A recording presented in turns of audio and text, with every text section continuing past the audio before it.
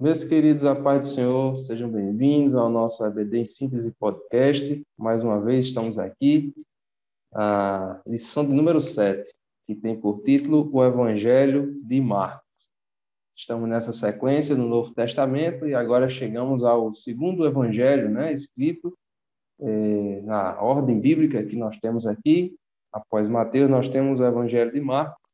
E hoje nós vamos ver as características deste evangelho, quem foi que escreveu, pontos principais e o que você, professor, não pode deixar de passar para o seu aluno na próxima lição, uma lição tão rica e importante. Bem, para a aula de hoje, nós estamos mais uma vez com a nossa irmã Milka. Paz do Senhor, Milka. A paz do Senhor, José, a paz do Senhor, João, a paz do Senhor, você, professor. É um prazer estarmos aqui mais uma vez com vocês, tá certo? Muito bem, olha aí, vocês já escutaram um nome diferente, é porque hoje nós Né? estamos aqui com a presença do nosso irmão João Felipe. Paz do Senhor, João, tudo bem? Pai do Senhor, meus irmãos, a paz do Senhor, professores. Hoje eu estou emprestado aqui na equipe, né? Muito bem, graças a Deus. Nosso irmão Reinaldinho não pôde gravar conosco hoje, mas está muito bem representado aqui, na substituição à altura, nosso irmão João. Não é João evangelista, mas está substituindo muito bem o nosso Reinaldinho. Queridos, Menos. como nós falamos, a aula de domingo vai tratar sobre o Evangelho de Marcos. Talvez seja, eu não sei, um dos quatro que tem uma menor taxa de predileção dos leitores. Muita gente gosta mais de João, outros gostam mais de Mateus, outros que são mais detalhistas gostam mais de Lucas. Mas a gente vai ver que o Evangelho de Marcos é um livro muito rico, muito maravilhoso em detalhes, e até mesmo a história do próprio autor deste livro é bem interessante. Eu queria também já pedir à nossa irmã Milka para trazer a sua palavra inicial a respeito desta lição de número 7. Sim, pode deixar. Então, professor, desde a lição 5, nós estamos vendo sobre os evangelhos, não é isso? Então, na lição 5, a gente fez um panorama dos evangelhos, inclusive falando quais são os sinóticos, quais não são. Qual não é, na verdade, né? Que é só apenas de João 1. E dessa vez, a gente está destrinchando um pouco cada um dos 4 evangelhos. Então, vocês passaram na lição passada para os seus alunos sobre o evangelho de Mateus. E agora a gente vai falar com vocês, e vocês vão falar para eles, sobre o evangelho de Marcos. Tá? É um segundo livro dos evangelhos, também é o segundo livro do Novo Testamento. E como vocês já sabem, não significa que ele necessariamente foi o segundo livro a ser escrito. Então, é interessante frisar ao seu aluno que os evangelhos eles estão dispostos no início do Novo Testamento por uma questão de raciocínio, por uma questão de lógica, de a gente entender quem é o Salvador, onde ele nasceu, o que ele fez, como morreu, ressuscitou, para daí dar seguimento à ideia de como surgiu a igreja, então os primeiros passos, aí vem o livro de Atos, depois as perseguições, e vem seguindo no Novo Testamento com as cartas e epístolas. Bem, sobre a aula, né, a gente sempre dá uma dica pedagógica, então o que foi que pensamos como sugestão a vocês? Fazer um Kahoot. Então, fazer aquele acesso, aquela conta no Kahoot, colocar as perguntas pertinentes à aula e lançar para os alunos. Lembrando que eles precisam ter pelo menos o celular, tá certo? Para isso. Aí você pode me perguntar, mas se na minha turma tiver aluno que não tem acesso à internet, não tem o celular por um motivo ou outro, e aí? Você pode fazer o Kahoot raiz, faz quiz, perguntas. E uma coisa que dá para fazer, se não for o Kahoot, que é muito legal, é o seguinte: você estudou a lição, professor, você faz perguntas pertinentes a cada tópico da lição, recorta essas perguntas, dobra, coloca na caixinha. Chega na sala com a caixinha, já faz um suspense sobre ela, que eles amam. Ou o povo programa de suspense adolescente, eles gostam demais. E aí você faz esse suspense todinho, e você pode usar essa caixinha em 2 formas. Então, forma 1, você passa a caixinha com a música tocando e dá o pause. Quem está com a caixinha, tira uma pergunta e tenta responder essa pergunta. Só que você faz isso antes de explicar sobre a aula. Antes da aula mesmo. E aí você usa as perguntas para dar a lição. Então, caso você sinta à vontade de fazer assim, você pode, à medida que o aluno pega a pergunta, responde, você confirma se está certo ou se está errado e pega essa pergunta para você falar sobre aquele tópico. tá certo? A nossa lição, a gente consegue trabalhar todos os tópicos dela, da lição 7, em outras ordens, não necessariamente na ordem que está escrita. Mas, se você não sentir à vontade, opção 2. A caixinha está lá, você já deu a sua aula todinha, completou. Vamos agora fazer fixação do assunto. Você pode até mesmo, nesse momento, virar de costas, liga a música lá no celular, no sonzinho, o que tiver, ou então mesmo canta, e você está de costas, não está vendo em quem vai parar, você para a música, quem parou, responde, e aí a gente reafirma o que foi dito na aula. Ou então a opção do Kahoot. Então, é bem legal, eles vão gostar, vão ficar animados e vão se sentir bem à vontade para responder as perguntas, porque vai estar mexendo com todo mundo, e gera um vínculo, né? Porque ele acaba gostando da aula, se sentindo interessado, então ele se aproxima um pouco mais de você, isso é muito legal. Então, é uma sugestão, tá certo? Então, fiquem à vontade para fazer, se quiserem fazer. Muito bem. Dica aí para você, professor, no próximo domingo, enriquecer a sua aula e trazer uma interação maior. É muito importante esses exercícios de fixação para que o nosso aluno possa guardar ainda mais o nosso conteúdo. João, depois dessa dica aí muito importante, nós vemos aqui na lição o comentarista trazer acerca da visão, sobre a visão do autor, né? Quem era esse João Marcos, que, já apresentando aqui, foi o autor deste livro que leva o seu nome, não é? Embora a gente saiba que nenhum dos evangelistas eles se denominaram como autores, né? Não colocaram lá, foi eu mesmo que escrevi, como Paulo muitas das vezes fez, mas os pais da igreja, não é? Aqueles homens que aprenderam com os apóstolos, que foram os pioneiros da igreja cristã, eles deram testemunho, sim, que Marcos foi o escritor deste livro, né? Justino, Irineu, Orígenes, vários deles disseram que foi João Marcos que escreveu. E aí, João, o que é que você pode nos trazer a respeito desta visão sobre o autor, sobre este escritor, homem de Deus, João Marcos? Seu xará. É, é meu xará, João Marcos. É interessante que às vezes as pessoas não prestam muita atenção nisso, mas é importante. Toda vez que a gente lê um livro, a gente pesquisar um pouco sobre quem o escreveu, porque cada escritor tem um pouco, tem digamos assim, um modo como descrever aquilo, né? Por exemplo, eu sou farmacêutico, então com certeza eu iria puxar muito para minha sardinha na hora de escrever alguma coisa, né? Até sobre os ensinamentos mesmo de Cristo, eu lá na hora, eu ia tentar trazer um pouco sobre do que eu conheço na minha escrita, ia ser um detalhe meu, né?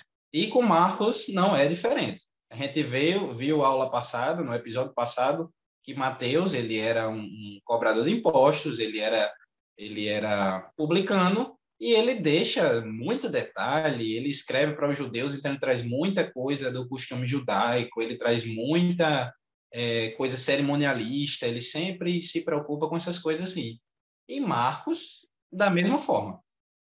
E falando um pouco sobre a vida do próprio Marcos, João Marcos, né, como já foi dito, ele era sobrinho de Barnabé, um outro personagem muito importante que a gente vê ali no livro de Atos. Inclusive o próprio João Marcos faz parte ali do livro de Atos, é citado, porque Paulo, na sua primeira viagem missionária, leva João Marcos e a gente tem ali Marcos contracenando juntamente com Paulo, com Barnabé, com Silas. Então a gente vê essa caminhada que Marcos teve com o pessoal. E interessante até falar sobre essa questão da viagem missionária, que eu acho muito interessante como as coisas de Deus funcionam. Porque João Marcos, querendo ou não, foi o motivo da separação de Barnabé e de Paulo na segunda viagem missionária. É uma tremenda briga. E sabe o que eu acho mais legal ainda? É que você vê que Marcos foi responsável por essa separação deles dois, mas quando lá nas últimas cartas de Paulo, Paulo diz assim: olha, trazei-me também João Marcos, a quem eu tenho muito carinho, que eu tenho muita consideração. Você vê que ele ficou chateado porque João Marcos, digamos assim, deu para trás na primeira viagem missionária, né? E na segunda ele não quis levá-lo, mas Barnabé disse: não, ele vai. Barnabé, como tio dele, insistiu e disse: não, esse menino tem muita coisa ainda para dar. E realmente teve, né? E a gente tem ele aí participando da primeira viagem missionária, tem participando da segunda, juntamente com Barnabé, e Paulo vai lá com Silas, né? E em relação a ele mesmo, a questão da escrita dele, ele é um cara que ele tem um poder de síntese incrível. Porque eu não tenho esse poder de síntese do jeito que ele tem, de conseguir trazer a essência das coisas em pouquíssimas palavras. E ele consegue. Você vê que ele não foca muito na infância de Jesus, nos acontecimentos. Ele não foca, não fala de muitos milagres, ele não vai falar de coisas muito detalhistas. Mas ele já começa, já Jesus já adulto, sendo batizado, ele fala sobre coisas assim mais que ele considerou mais pertinentes. E, segundo os historiadores, o próprio João Marcos escreveu esse livro para os romanos, e direcionado ao povo romano. Por isso que ele traz tanta questão assim de divisão de vigílias, a hierarquia romana. Ele sempre vem trazendo isso. E outro ponto incrível sobre o livro de Marcos é que ele sempre frisa a questão de levar o evangelho adiante. Temos aí o Marcos, capítulo um capítulo de Marcos falando lá sobre o ide por todo mundo e pregar o evangelho a toda criatura, que é o emblema da nossa instituição, lá no símbolo lá da Assembleia IEADERN tem lá, ide por todo mundo, pregar o evangelho a toda criatura, Marcos 16:15. Então, ele priorizava muito essa questão de levar o evangelho adiante. Ele sempre vem trazendo pontos assim de pessoas que levaram sempre o evangelho, e ele é um evangelista nato. Ele escreveu sobre aquilo que ele ouviu, sobre aquilo que ele ficou sabendo, mas, mesmo assim, de maneira nenhuma perdeu a essência dos ensinamentos e dos acontecimentos ali que Cristo contracenou e que ele pôde descrever, né? É verdade. E há um ditado popular que diz: dize-me com quem andas, e eu direi quem és, né? Aí quando a gente olha para Marcos, aí Marcos anda com Barnabé, anda com Paulo, anda com Pedro, e também depois ele foi provavelmente intérprete de Pedro, né? Alguns diziam que Pedro falava aramaico e Marcos falava grego, então talvez tenha sido um tradutor de Pedro, e inclusive o próprio Pedro cita-o na sua primeira epístola. Então, Marcos Milka era alguém que tinha boas companhias, né? Exatamente. Marcos era uma pessoa que andava com pessoas que conheciam a Jesus, né?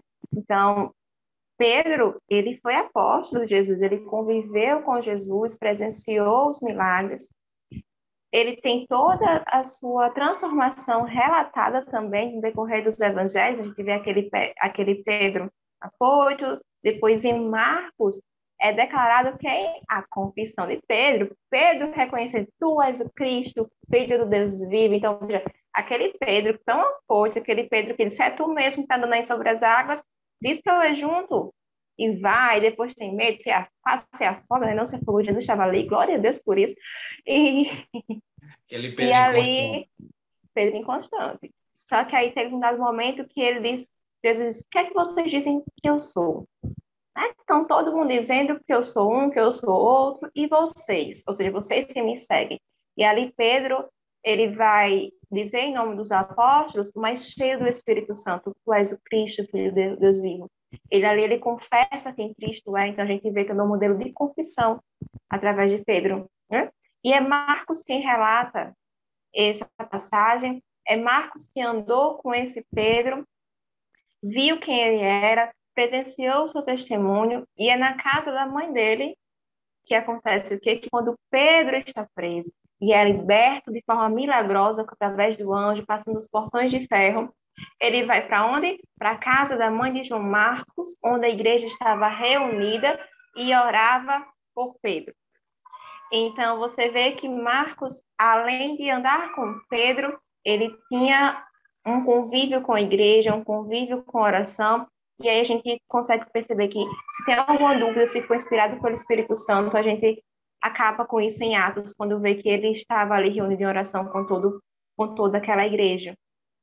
A nossa oração, a oração é a intimidade com Deus, e isso o Espírito Santo trabalha em nossas vidas, nos inspira, e inspirou Marcos a escrever este evangelho, né? E um evangelho que a gente vê que muito provavelmente foi endereçado aos romanos, tanto pelas traduções que é feita de algumas passagens, então o público-alvo provavelmente ali foi os romanos, como também pela questão de como é disposto as histórias que aconteceram, né, de forma corrida. José outra vez comentou, né, que a corrida chega, cansa a gente ler.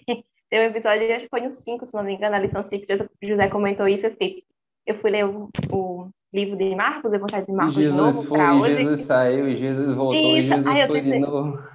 exato, não é que eu lendo de novo, né, para hoje, Jesus, não é que é mesmo que é corrido. Às vezes não se dá conta, aí quando vai, saiu e voltou, e entrou, e atravessou o menino, cansou até o lendo. Imagine Jesus ali com os apóstolos. Mas ele relata, né? E ele relata de forma curta, faz esse poder de síntese que João comentou também. E se a gente associar um pouquinho com as características dos romanos, até que faz sentido, né?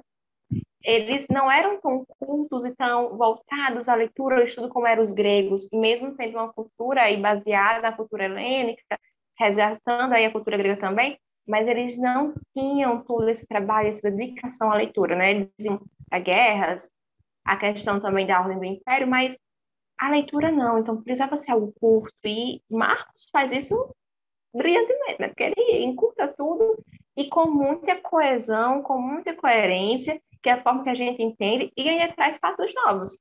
Para quem não sabe, por mais que ele seja um evangelho sinótico, não é porque é sinótico que ele é Ctrl-C e Ctrl-V de outros evangelhos. Ele traz a visão de Marcos, sim, e traz algumas coisas a mais, por exemplo, a cura do surdo e gago. É algo que é tratado no evangelho de Marcos, por exemplo, né? Então, ele também traz algumas coisas novas e volta isso para o público romano. Então, a gente tem um evangelho escrito para gentios, para aqueles que não eram judeus.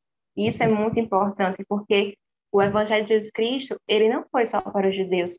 Jesus, ele vem, ele anuncia as boas novas, ele era o Messias prometido.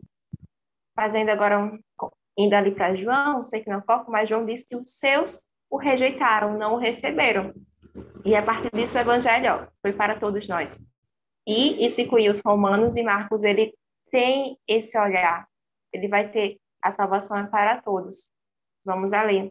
E casa muito bem com o que foi comentado lá de João 15 e João 16, agora não faz memória, que é o ir por todo mundo. Né? Isso é Então, casa Milton. muito bem. Isso. Interessante que Roma, na época, vale ressaltar que Roma, na época, era usado o que afligia o povo, né?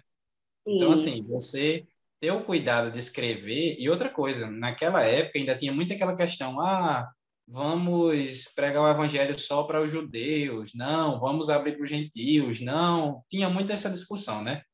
Então, Marcos, o fato dele ser tocado pelo Espírito Santo para escrever para os seus agressores, digamos assim, aqueles que estavam ali os constrangendo, os afligindo constantemente, foi uma coisa fenomenal.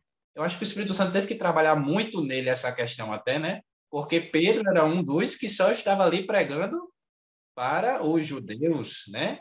E depois que quando Deus dá aquela visão a ele dos animais impuros, é que ele percebe que ele tem que começar a levar isso para outras pessoas. Mas até então, o próprio, digamos assim, pai na fé de João Marcos, ele também era só para os judeus, né? Então, eu acho que o Espírito Santo trabalhou bem essa questão de escrever com a linguagem para os romanos, para Marcos poder escrever isso aí. Ele teve bons professores, né? Certeza. Barnabé, que foi pregador em Antioquia, né? O próprio Paulo, né? Que o apóstolo dos gentios, doutor dos gentios. E a gente vê aí a importância de estar com pessoas que nos levam para perto de Deus. Então, é uma aplicação que você, professor, pode trazer para o seu aluno, né? andar com pessoas que te levam para mais perto de Deus, que falem de Cristo, que insistam, né, no jovem. E Marcos, ele desistiu da viagem, mas alguém investiu nele, alguém insistiu para que ele fosse de novo. Como o João falou, depois Paulo disse: traga ele é muito útil para o meu ministério. Ele cita também em Colossenses que ele estava com ele nas prisões. Então, Marcos era alguém que estava ali em oração, na casa de oração, era alguém que estava sempre andando com Cristo. E é interessante até que Marcos ele foi pregar o evangelho e foi morto por pregar o evangelho, né? Há o relato que ele foi arrastado pelas ruas até a sua morte. Então, era alguém que morreu em prol do evangelho. Certamente muito interessante, e a gente observa aí a que Marcos escreveu com base em fontes primárias, né? A fonte dele era o apóstolo Pedro, que estava com Cristo. E isso era um dos critérios para que os livros fossem aceitos como inspirados, né? Eles precisavam ser dos apóstolos de alguém que andasse com eles. E Marcos apresenta, assim, o seu livro baseado certamente nas histórias que o apóstolo Pedro escreveu, e ele traz um ponto bastante importante, João, que é a questão da pregação do evangelho, como você falou, acima até dos próprios milagres. Os milagres são importantes, mas o evangelho e a sua pregação está acima disso. E aí, como a gente já disse, na escrita desse evangelho, Marcos se preocupa em explicar algumas coisas, porque o seu público-alvo não eram os judeus. O público-alvo de Marcos eram os romanos. E aí ele vai explicar algumas coisas, João, que a gente pode verificar no evangelho que ele escreve, não é isso? Exatamente. E interessante que ele vai trazer, ele se preocupa, não tanto quanto Mateus, de explicar, de trazer conotações judaicas para os judeus, mas ele se preocupa, por exemplo, de explicar para os romanos certas coisas que só os judeus entendiam, que eram costumes judaicos. Então, ele vai trazer essa questão de trazer ali determinada explicação sobre algum costume, sobre trazer a questão do sofrimento, sobre o poder de Deus. Ele tem uma linguagem assim bem interessante, que a gente não tem tanta noção assim, mas assim como eu comentei na lição que a gente falou sobre Mateus, quem era judeu, às vezes passa despercebido para a gente, mas quem era judeu estava entendendo exatamente o que Mateus estava querendo dizer quando escreveu, quando usou aquele termo, quando usou aquela conotação, e Marcos da mesma forma. Marcos, exatamente aquilo que ele estava usando, quem era romano fez, opa, isso eu entendi. Isso daí eu entendo, isso daí para mim é tranquilo, eu estou por dentro do assunto do que ele está querendo dizer.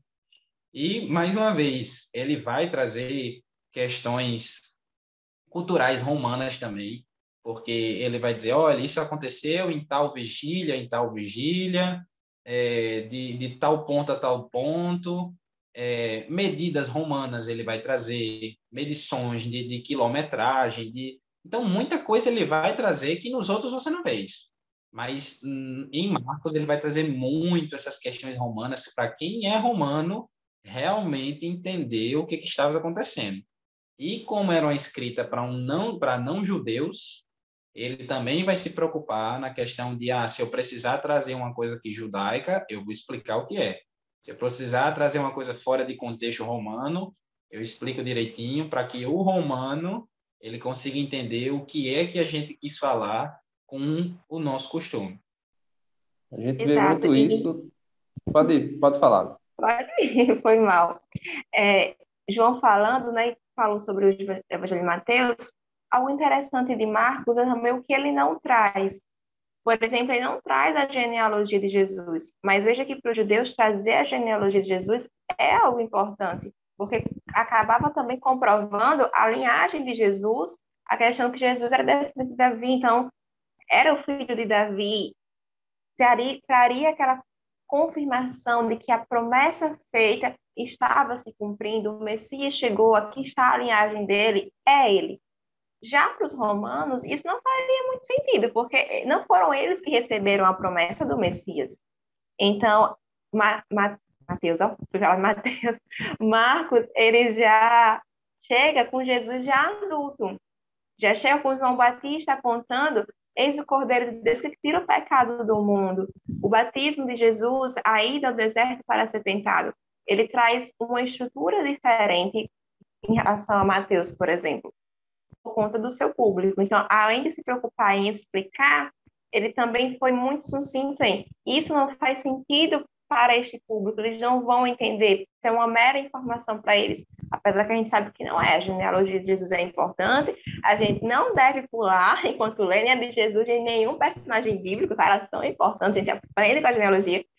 O seu aluno pode dizer para quê, mas precisa, a gente tira muitos conhecimentos da genealogia, tanto quando a gente vê quem são esses personagens e analisa-os e vai ver essa história de vida, a gente tira ensinamentos para a gente, quanto o motivo de estar ali. Então, é importante. Só que para os romanos já não era um pessoal muito voltado à leitura. Uma genealogia de uma pessoa que ele não conhecia, não entendia da promessa, ficaria muito complicado. Então, Marcos, ele foi genial. Não, eles vão saber quem é Jesus, eles precisam saber quem ele é. É isto que importa. Quem ele é. No decorrer da vida, eles vão conhecer a sua genealogia, porque ainda era pregado muito de forma oral, né? Os registros escritos eram poucos, então eles iam conhecendo de forma oral um pouco mais essa questão da promessa, enfim. Mas quem era Jesus, isso foi escrito porque era o que importava ali para aquele foco. E mais uma vez, são evangelhos sinópticos, mas eles não são cópia um do outro. Nunca deixe o seu aluno entender, dar a entender ao seu aluno que, por serem sinópticos, eles são cópias exatas um do outro. Eles não são. Eles trazem uma visão do autor em relação ao mesmo assunto, que é a vida de Jesus Cristo, mas cada um com seu enfoque, né? Inclusive, o enfoque de Marcos é trazer Jesus como um servo sofredor. Então, Jesus é aquele que servia ao povo e que sofria. Então, a gente vê Jesus angustiado, por exemplo, lá no Getsemane, está lá. Quando os fariseus e escribas vão questionar Jesus, Jesus um pouco irônico. Então, a gente também vê marcas de sentimento mais fortes ali em Jesus, que é bem característico de Marcos, mas sempre trazendo a questão de um Jesus servo, humilde, que estava ali para servir e que sofreu, né? Então, isso também é característico do propósito dele, que era vir para morrer e perdoar os nossos pecados e depois ressuscitar. Então, ele traz isso bem, bem marcado. Eu estava até lembrando aqui de um detalhe, que a gente tem costume aqui na igreja de fazer uns quiz bíblicos com o pessoal da escola dominical e com a juventude em geral, só para dar aquele gostinho do pessoal e pesquisar. E a fonte tem que ser unicamente a Bíblia. E numa das perguntas que a gente pegou aqui no aplicativo e jogou foi: qual é o único evangelho que cita que na noite que Jesus foi preso, um jovem saiu correndo só coberto com um pano, E estava depois nu, ainda dormindo Marcos. nu e saiu correndo. Eu digo, rapaz, Exato. por que Marcos foi escrever um negócio desse? Por que É na porque mente dele ele disse, rapaz, eu vou botar isso aqui na narrativa? provavelmente talvez fosse ele mesmo, né? Alguns acreditam que era ele mesmo, Isso, né? Que estava... por isso que eu disse, eu digo, olha, vocês querem apostar quanto comigo que isso é Marco? Foi Marco, falou um jovem, mas ele fez aqui igual o João faz, que João, toda vida que vai falar dele, ele sempre fala em terceira pessoa. Inflamado, né? Exato. Foi ele que se Isso. enrolou num pano e saiu correndo. E É assim, bem provável. para provar o que Milka falou, né?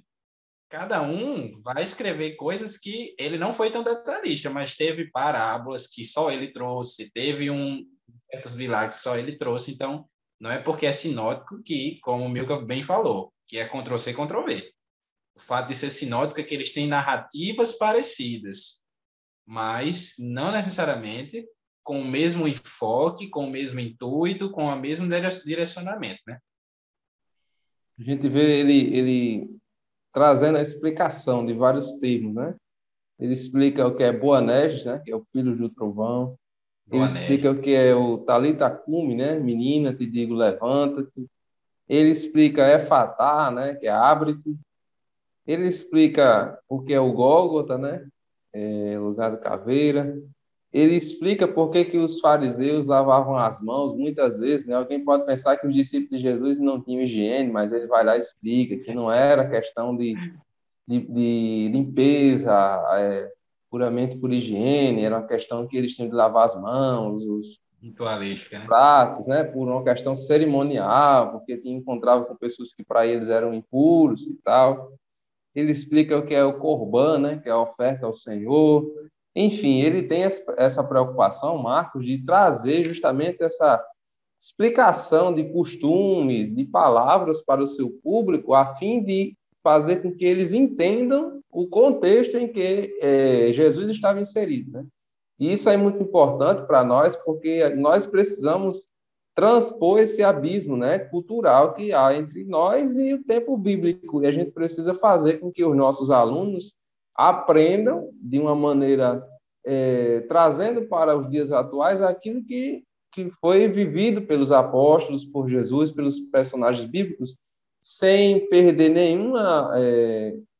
sem perder em nada o texto bíblico, né, sem deturpar em nada a mensagem do Evangelho, mas a gente vê através de Marcos essa necessidade de nós explicarmos, né, as coisas para que o conteúdo, para que a mensagem ela seja transmitida de uma forma muito interessante, de uma forma clara e para que os seus ouvintes e leitores pudessem entender perfeitamente aquilo que ele estava falando. Eu lembro muito bem de um testemunho contado que um missionário estava na África e ele estava pregando um texto em Isaías falando que os nossos pecados ficam limpos, a gente fica limpo como a neve, né? O profeta Isaías, no capítulo 1, ele fala, tal, ainda que os nossos pecados sejam como a escalada, tal. Só que o público dele nunca viu neve. E aí ele disse, pronto, fica igual a polpa do coco. Aquela parte branca dentro do coco, que é branca, eles disseram, sim, nós conhecemos. Pronto, é dessa cor que Deus nos purifica e nos limpa. Então, é trazer para o seu ouvinte aquilo que o que o texto está nos dizendo. E Marcos se preocupa com isso, né? Marcos está sempre atento. Opa, isso aqui eles não vão entender. Vou explicar aqui. Ó, isso aqui significa isso. Aí o Romano dizia, agora sim, agora eu entendi o que esse camarada quis dizer. E ele fala de vigílias, fala até dos herodianos, que era o partido que gostava de Roma. Aí Marcos coloca lá, os romanos, opa, rapaz, gostei desse aí, não é isso? Ele traz também fatores que agregassem aos romanos algum tipo de sentimento, não sei se é bem essa expressão, mas que eles, pronto, que eles se identificassem de alguma forma, eles se vissem ali.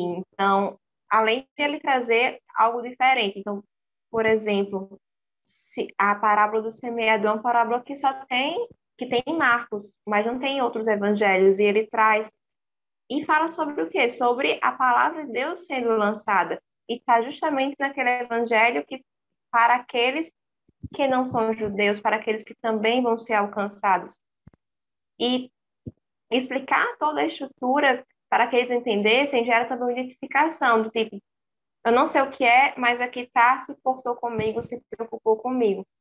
E aqui eu quero fazer só uma ressalva, partindo do comentário da lição. Na nossa lição do professor, ele tem algumas janelas seria no computador, né? Mas alguns quadros, como o quadro de interação, o quadro Conheça os seus alunos, né? E nesse quadro Interação, aqui está na página 50, ele vai falar sobre você, professor, trabalhar com seu aluno na questão do sofrimento de Jesus, que é muito presente no Evangelho de Marcos. E no quadro Conheça os seus alunos, ele vai falar sobre a questão de como trabalhar com alunos questionadores. E por que eu estou falando aqui nesse momento em que os meninos estavam comentando sobre essa questão dos romanos e o Evangelho? Porque, às vezes, professor, a gente se preocupa, com razão, em deixar as coisas as mais claras possíveis para o nosso aluno. E, realmente, nosso intuito é ensiná-los da melhor forma, de forma que eles entendam. E a gente pega aqui o Evangelho de Marcos, um autor que se preocupa com o seu público e escreve de forma coerente, coesa, com muito esmero para que seja uma mensagem que alcance aquele público. E a gente tende a fazer isso nas nossas aulas. E isso é louvável e devemos sim fazer. Mas a lição chama atenção para os professores para um ponto muito importante: o cuidado com o aluno questionador. A fase da adolescência é uma fase em que os alunos questionam muito, mas também tem alguns alunos que questionam no intuito de provocar, de tentar fazer você não ter uma resposta, de colocar no canto da parede. Isso pode acontecer. E a gente vê assim, mas até mesmo os evangelhos tem um autor que se preocupa em deixar tudo o mais claro possível. A gente faz isso nas aulas, temos. Mas a esse aluno questionador, a gente também tem que ter um limite de onde devemos ir.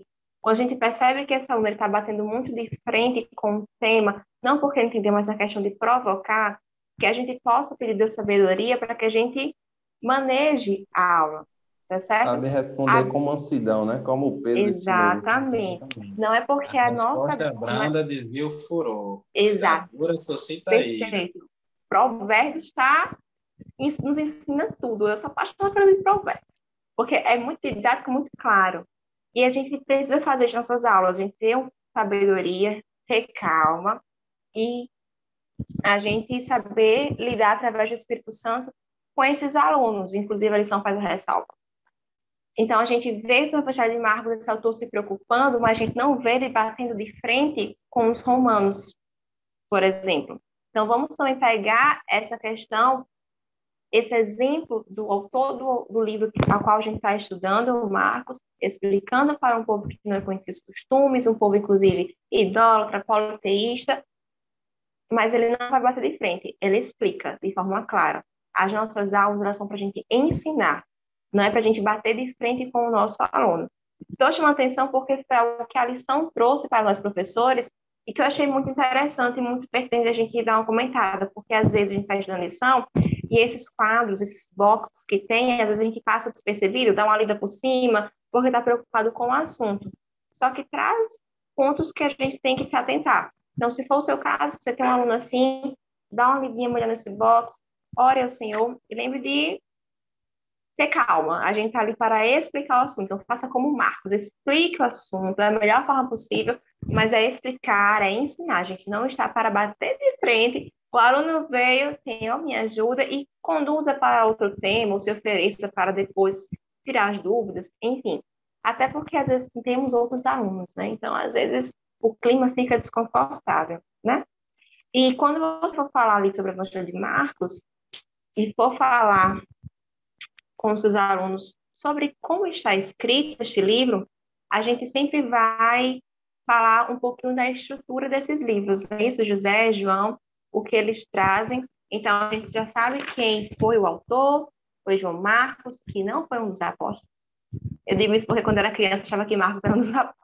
Eu fui perceber isso um pouquinho E depois. acha que quem escreveu os evangelhos, né, eram todos apóstolos, né? Todos apóstolos. Já estou eu confessando aqui meus erros. Quando criança, tá, gente? Era criança. Achava que era um dos apóstolos. Então, explicar ao seu aluno que não era. Isso é bem interessante. E, enfim, seguindo, né? Ele escreveu para os romanos com essa característica sucinta. Só que a parte sucinta ele traz uma estrutura bem interessante, né? Porque ele fala sobre Jesus Cristo, apesar de falar genealogia, já Jesus adulto, e ele traz sobre as parábolas, e eu estou aproveitando para falar isso, José e João, para falar um pouquinho sobre a parábola do semeador, já que a gente está nesse ponto, porque a parábola do semeador, a parábola da boa semente, ela é uma parábola tão usada, né? E me chama muita atenção porque Jesus fala a parábola, mas não entendem, né? As parábolas não tinham o intuito necessariamente de todo mundo entender. Inclusive, era para que alguns não entendessem o que Jesus estava querendo falar. Né? Era o filtro que Jesus usava, né? Exato. Tá? Jesus é perfeito, gente. E aí os discípulos chegam, os apóstolos, Jesus, a gente também não entendeu. E Jesus vai e explica. Então, Marcos traz uma parábola totalmente explicada. E explicada passo a passo. O que eram as pedras, os passarinhos, a terra seca. Enfim, traz toda a explicação detalhadinha de Jesus ali que ele deu para os discípulos. Então, a gente tem a interpretação de parábola no Evangelho de Marcos. Essa estrutura que ele traz é muito interessante.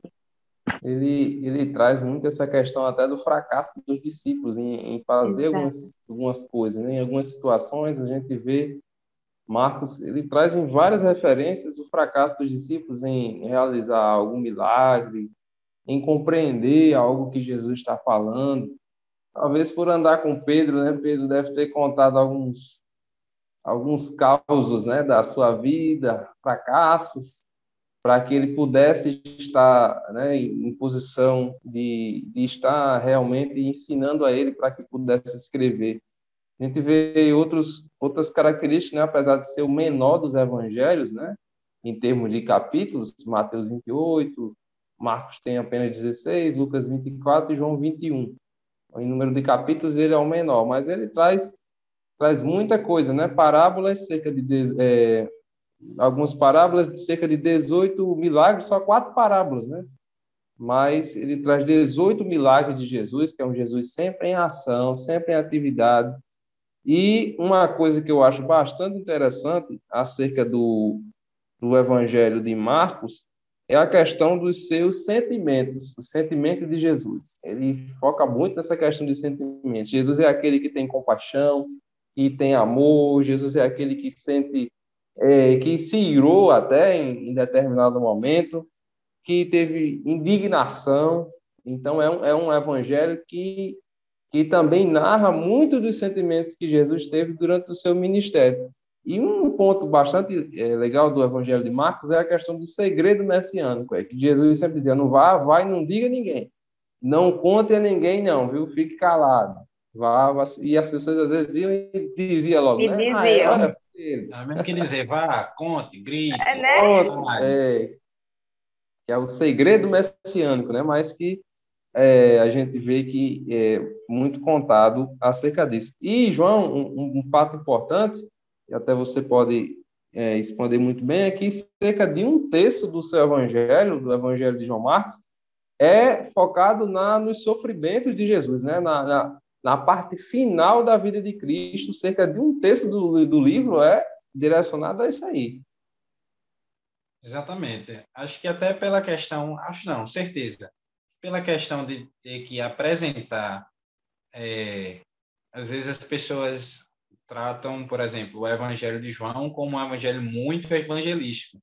Eu concordo, mas o de Marcos também. Marcos, ele vai trazer essa questão, ele apresenta, assim, de forma bem veemente mesmo, essa questão do que Jesus passou, o que Jesus passou, como ele passou, alguns detalhes que era para mostrar aos romanos que Roma tinha condenado ele também, por isso o escrito lá na cruz em aramaico, ou em hebraico, em grego e em latim, que era para mostrar três tipos de condenações ali, que os judeus o condenaram, mas Roma assinou embaixo também, e o grego porque era o idioma mais Idioma. falado da época, né? Então, mas mostrando para os romanos que a própria Roma, que assinou embaixo lá, e poderia condenar Jesus, era a Roma que Deus estava enviando o seu filho, que estava ali, ele estava passando por todo aquele sofrimento na mão dos próprios romanos, mas que o evangelho também direcionava-se a eles, que eles também faziam parte, se quisessem, da redenção que estava posta na cruz. Marcos, ele traz bastante essa questão. Marcos, ele sempre foca nessa questão do evangelismo. Tanto que quando ele vai falar sobre essa parábola que ele falou da, da semente, é fenomenal. Às vezes a gente repete muito ela, fala muito, mas, por exemplo, você vê ele trazendo que a primeira semente que foi lançada caiu à beira do caminho. Vieram as aves do céu e as devoraram. O que a gente pode tirar, por exemplo, dessa parábola? Quando ele traz essa questão, ele traz essa questão do detalhe de caiu à beira do caminho.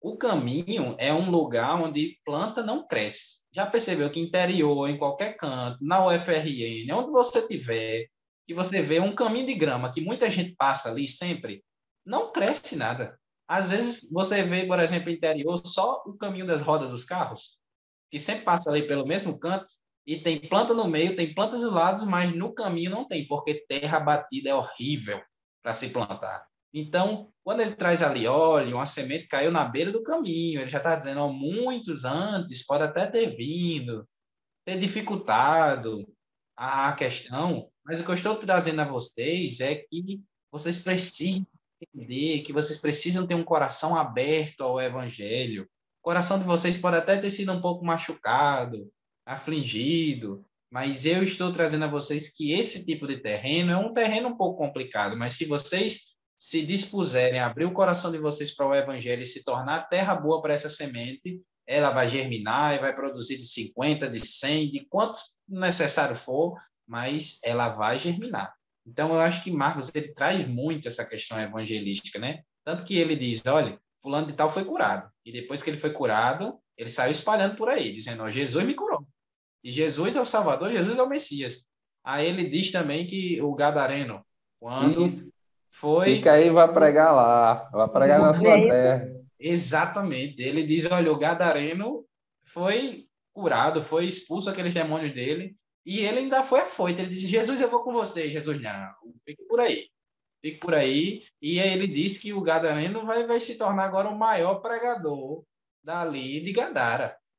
Então, ele sempre traz essa questão de botar o evangelho adiante e trazer para os romanos que eles também são dignos de receber o evangelho, e se eles atentarem para o sacrifício de Cristo, há redenção para qualquer um, inclusive para eles que condenaram o próprio Cristo. Então, eu acho muito interessante esse detalhe de Marcos, sabe?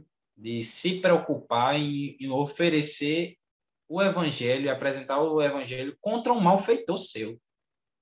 Isso é muito incrível. Isso é muito incrível, porque a gente tem dificuldade. A própria Bíblia diz que amar o seu irmão, você já ama. É uma pessoa querida, não é muito difícil amar. Agora, ama teu inimigo, caba. Aí o negócio arrocha mais, né? E Marcos, É ele traz verdade. essa questão, né? Ele traz dentro do seu livro, né, uma parábola exclusiva.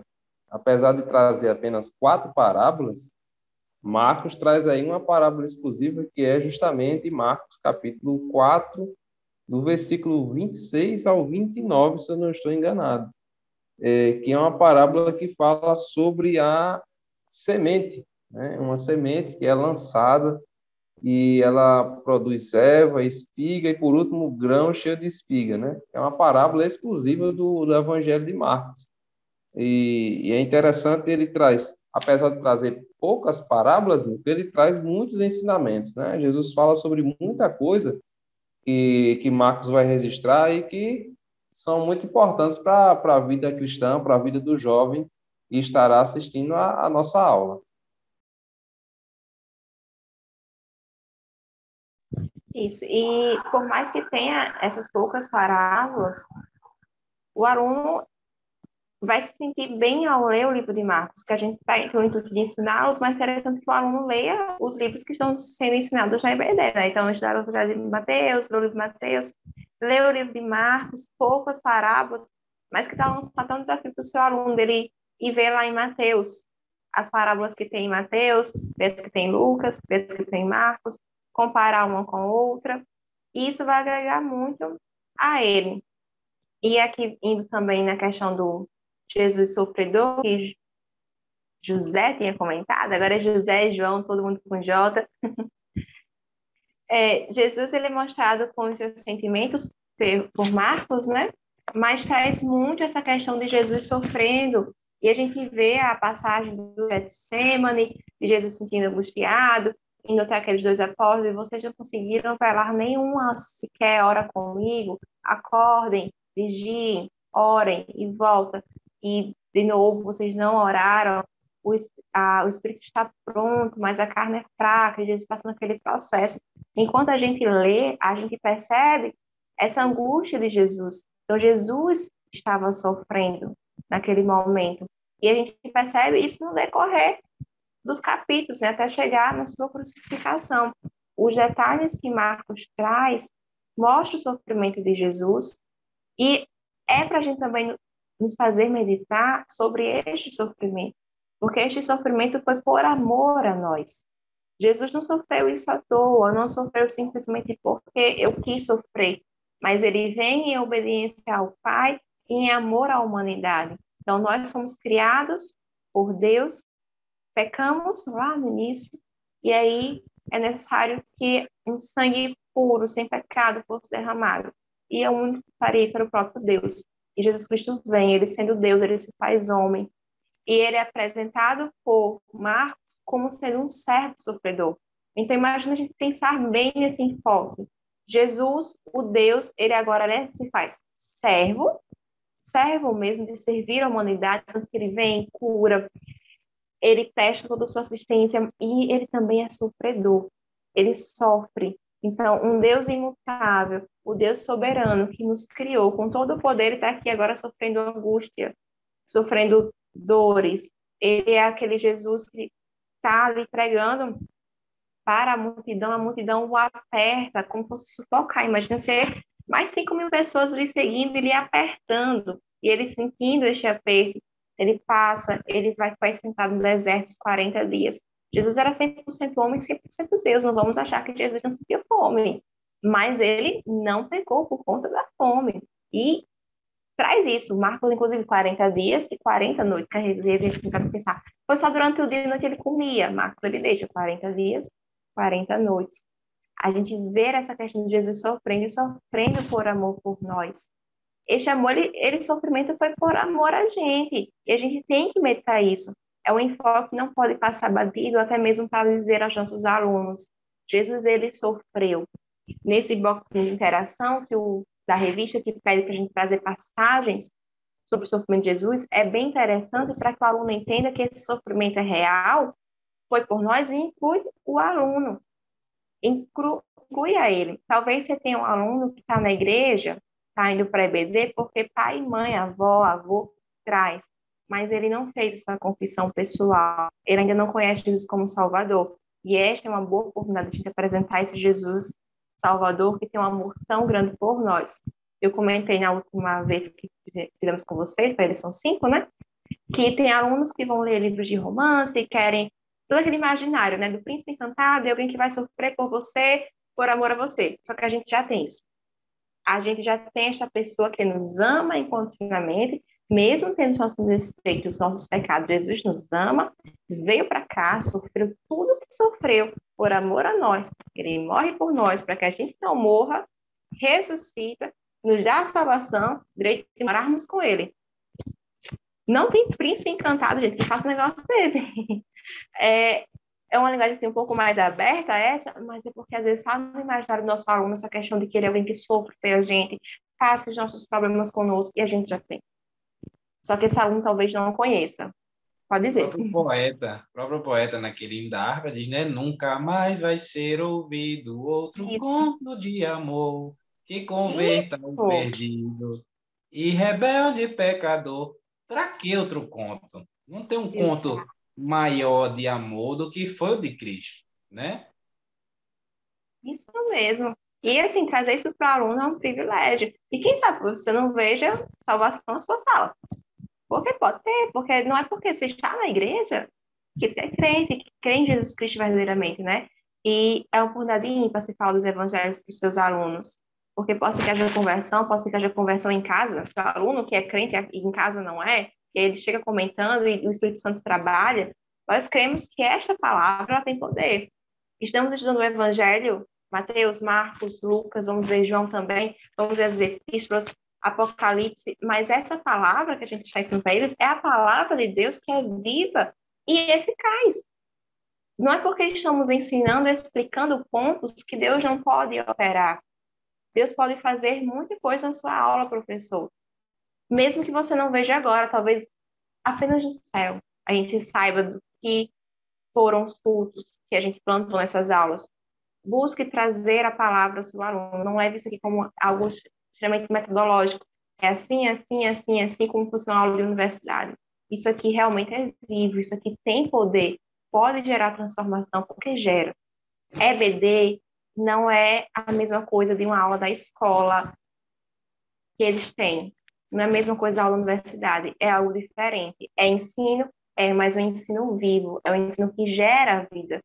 E a gente está trazendo esses pontos para os nossos alunos. E aí eu me incluo, né? O quanto eu medito sobre isso também.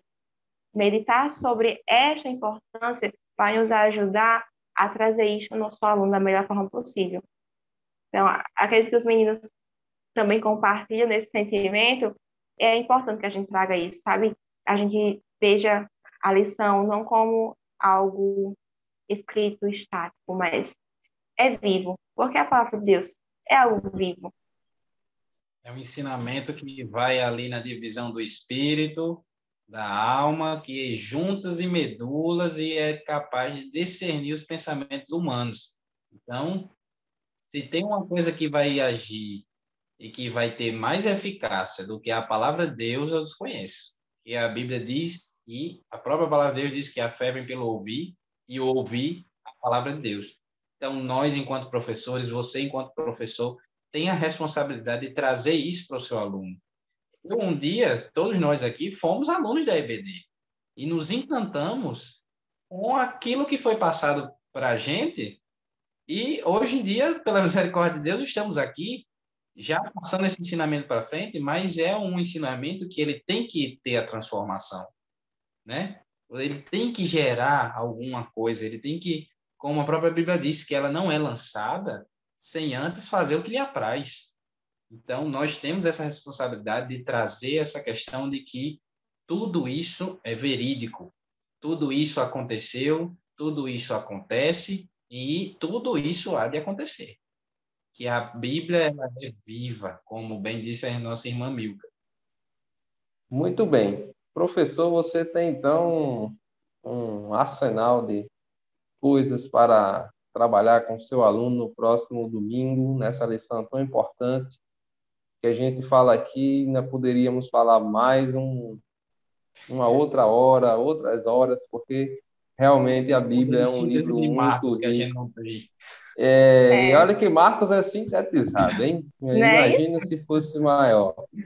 Então, professor, que você possa trazer isso para o seu aluno, sempre lembrando de aplicar esta lição à vida dele, explicando a ele porque é tão importante que ele aprenda um assunto e leia este livro, não é? Desafie ele a ler este evangelho, conhecer mais sobre o Cristo, o Filho de Deus, e que a gente possa cada vez mais fazer como disse Pedro, né? Crescer, prosseguir nesse conhecimento, na graça e no conhecimento do nosso Senhor Jesus Cristo. Então, que Deus possa abençoar a vida de vocês, que a aula de vocês seja abençoadora, enriquecedora, e que Deus fale através da palavra a cada um dos seus alunos. E eu queria aproveitar que João está conosco nessa participação especial e pedir para que ele fizesse a oração de encerramento, apresentando aí os nossos professores, alunos, todos que estarão também assistindo este vídeo, ao qual mandamos um abraço a todos aqui da capital, do interior do estado, do Brasil e também do mundo todinho, porque através da internet aí a palavra vai sendo levada para os quatro cantos do globo terrestre. Amém, amém. Vamos orar então. Senhor, nós te agradecemos, Pai, por esse momento que passamos aqui reunidos. Senhor, acredito que tenha sido de grande valia esse momento aqui que nós tivemos. Pai, nós te pedimos que o Senhor venha agir sobre a vida de cada professor, Senhor, dando cada vez mais da tua graça, que eles venham cada vez mais crescer no conhecimento também, e que o Senhor dê cada vez mais estratégias para que eles saibam trabalhar com jovens, com os juvenis, com os adolescentes, que aquilo que o Senhor precisa falar com eles, aquilo que o Senhor quer falar com eles, que seja passado da melhor forma e que os corações dele, Pai, sejam uma boa terra, assim como vem descrito no livro de Marcos, e receba essa semente, e um vai ali plantar, outro vai regar, mas o Senhor é que vai dar o crescimento. E que a gente venha ver esses frutos das nossas aulas, venha abençoando cada professor, cada aluno que faz parte dessa EBD. Em nome de Jesus, é isso que nós te pedimos e já te agradecemos. Amém. Amém. A paz do Senhor Milka, a paz do Senhor João, a paz do Senhor Paz a do todos. Senhor. Pai, Senhor. Que Deus abençoe a todos, em nome de Jesus. Fique com Deus.